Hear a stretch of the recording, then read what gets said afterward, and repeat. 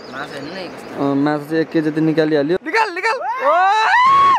ठुलै आयो वाले हो अडिएको लगभग 2 केजी त होला 1.5 देखि 2 केजी चाहिँ छन् 2 केजी भनेको अहिलेको यहाँको बजार मूल्यको अनुसार 1400-1500 पैसा 1500 मा हामी 2 दिन लाएर 3 जनाले 500 पैसा कमायौं नमस्ते गाइस सबैलाई स्वागत छ शुभ बिहानी म चाहिँ यतिखेर कालीकोट आएको तपाईलाई थाहा नै छ सबैभन्दा लामो नदी कर्णाली नदीको किनारामा छु हिजो म माछाको लागि पासो थाम्न गएको थिएँ हैन हिजो मैले चाहिँ माछा मारेको भिडियो बनाउँछु भन्ने सोचमा हिँडेको थिएँ हिजो क्यामेरामा चार्ज नभएको हुँदा र पानी पनि आएको त विविध कारणले गर्दा मैले हिजो जो पासो थापेको भिडियो बनाउन सकिनँ आज चाहिँ माछा झिकाको भिडियो बनाउँदै छु सँगै भाइ छ ल भाइ तिम्रो परिचय दिऊ नमस्ते मेरो नाम जेबी त्यति नै हो नाम हामी अब कर्णालीतिर जाँदै छौं माछा आजको हाम्रो 3 जनाको घोडा चाहिँ यो हो अब यता गएर अब ड्राइभर दाइ बसिसक्यो अब यहाँतिर हेर्नु न हेलमेट केही लाउँदैन केटाहरू आफ्नो सुरक्षाको लागि भए पनि लाउनु पर्ने हो लाउँदैन सो यतापट्टि अर्को भाइ बस्यो अगाडि अर्को बस्यो ल हेर ओ ल ल ल ल भाइ ल मार मार मार मार मार मार किक मार ल हेर केटो घाँच्चै लान घाँच्चै साबास ल सकेन फेरि अब इच्छा बन्द भइसक्यो त्यही पनि यो बाइकमा 3 जना जानुपर्छ ल हेर साउन्ड यहाँबाट पहिलो चाहिँ सुरु गर्न थाल्यो केटाले ट्याउनी हो ट्याउनी थियो कहाँ थियो यार निकाल कहाँ गयो मैले त डुसो हालेको छु निथुर हाले ए जाला खाली कठै मेरो भाग्य रहन अघि बिहान बाइक चलाउने भाइ चाहिँ पर गइसकेको छ यतापट्टि एकजना दिदी हुनुहुन्छ दिदी पनि पासो बनाउँदै हुनुहुन्छ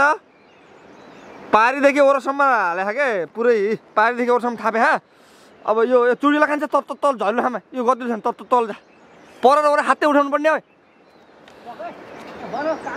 पर कहाँ गयो हाटा उठा हो खै यत्रो हाले ए त एक्लै तानी हङ्गिने भाइ यार मेरो हात हुँदैन म के गर्ने हो दुसो पुरो पर छोड्नु पर्ने त्यो अरेपछि एक ठाउँ छोड्ने के खाली छ पर हम्मै खाली छ यार उठा माछा छ जगत त त्यो केही नै हो एक भुरो पनि नै त्यही नछोड्न कठै एक्लै तान्ने भयो म सक्दैन मेरो हात हुँदैन म क्या गरौँ म बिरामी छ मैले ओए आयो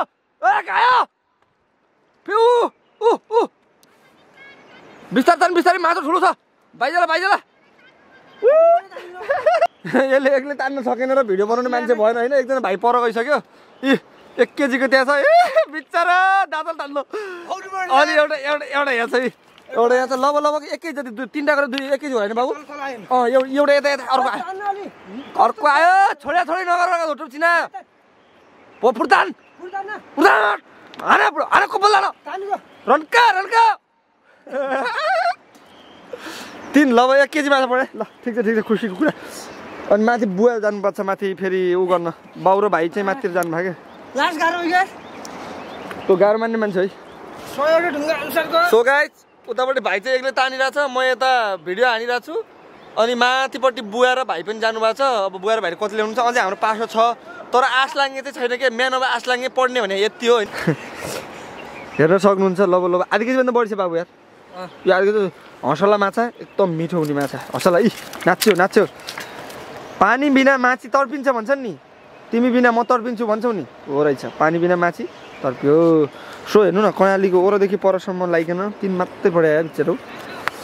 ओ पागल गदाको काटो जा पुरो बान्द देख्दैछमै पासो अर्को पास झरम लो भने यो झरम लो के परसम्म गयो ठुलो कि हल्लो यो तैँले कल्या झर्लो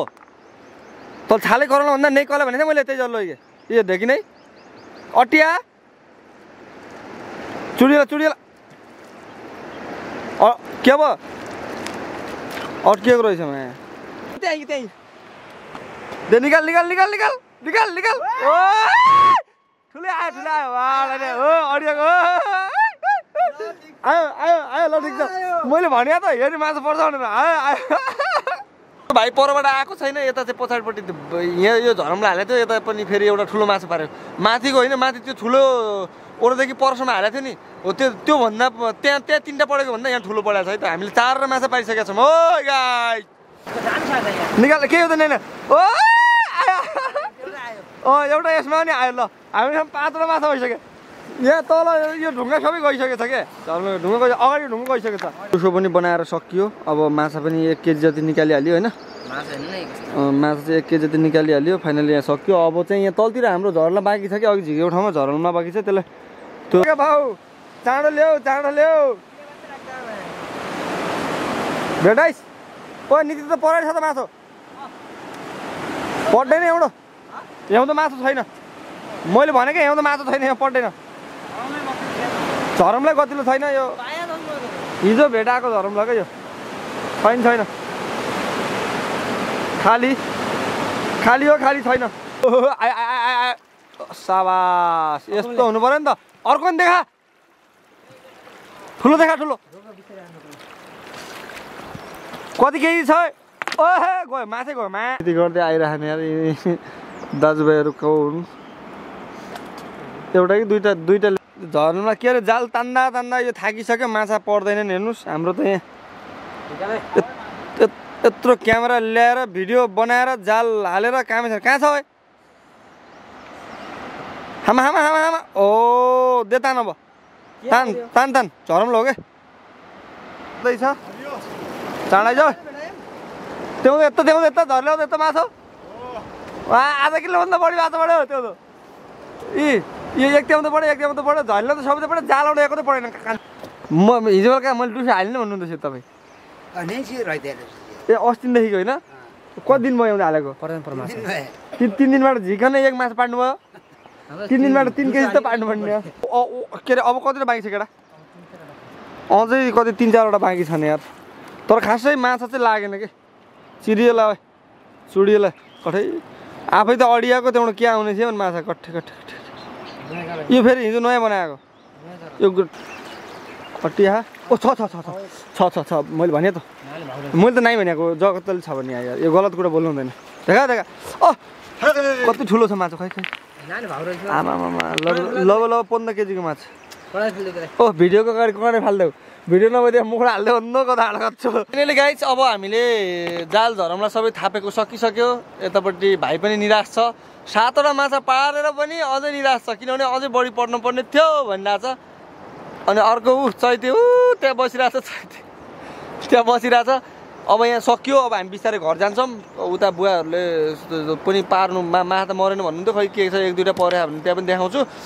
र टक्क लाएर माछा भुट्ने हो माछा पकाउने हो माछा खाने हो अनि लम 3 घन्टाको बाटो घर जाने हो हिँडेर लगभग 2 केजी त होला 1.5 देखि 2 केजी चाहिँ छन् 2 केजी भनेको अहिलेको यहाँको बजार मूल्यको अनुसार 1500 पैसा 1500मा हामी 2 दिन लाएर 3 जनाले 500 पैसा कमायौँ ल के भन्छ त भाइहरू ल यो निराश हुँदै यार त्यही त 2 केजी माछा परेको अब यहाँ कति पाड्ने यार भाइ पनि सोचे अनुसार भन्दा फरक भयो नि त सोचेको त अब मैले सोच्न त मेया खलिफासँग बिहे गरौँ सोचिरहेको थिएँ खै उसलाई भेट्दिनँ टाढाबाट अब आएको सन्नी लियोनी मेया खलिफासँग बिहे गर्ने पास सोचेको थिएँ खै त उनीहरू भेटिँदैनन् होइन गाह्रो छ भाइहरू गाह्रो छ टाढाबाट आयो अलिकति विशेष पढेको अलिकति अझै खुसी हुन्थ्यो भन्ने ठिक छ यतिकैमा चित्त बुझाउनु पर्छ कान्छ चित्त पित्त नफुटोस् चित्त बुझाउनु पर्छ होइन त ओके